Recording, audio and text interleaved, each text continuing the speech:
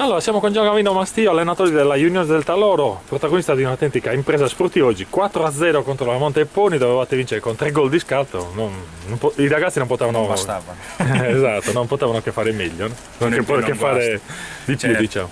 No, i ragazzi hanno fatto la partita che dovevano fare.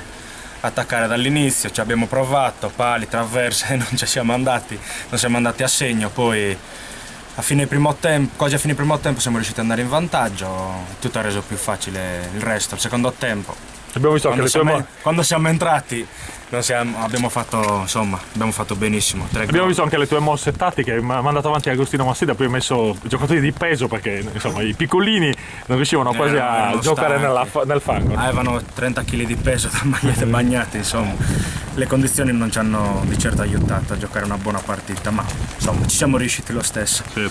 Tu sei stato chiamato a guidare questa juniore, sei giovani migliori della zona che stanno dimostrando di non essere inferiori anche a piazzi più importanti che hanno anche altre risorse, no? Certo, noi facciamo quello che possiamo.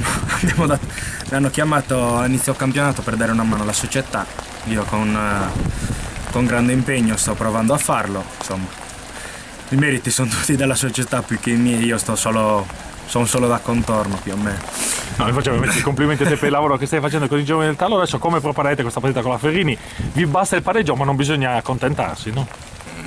Beh no, alla fine 2 risultati su 3 sono un grande vantaggio, ma possono essere anche come si dice, Diciamo pericolosi perché i ragazzi possono cullare. Certo, certo. Può essere anche una pericolo, però noi andiamo a Cagliari e ce la giochiamo. Certo. Quel che viene. Insomma. Benissimo Giancarlo, ti ringraziamo, ti lasciamo al rinfresco al terzo tempo, esatto, e un grande bocca al lupo per la partita con la Ferrini.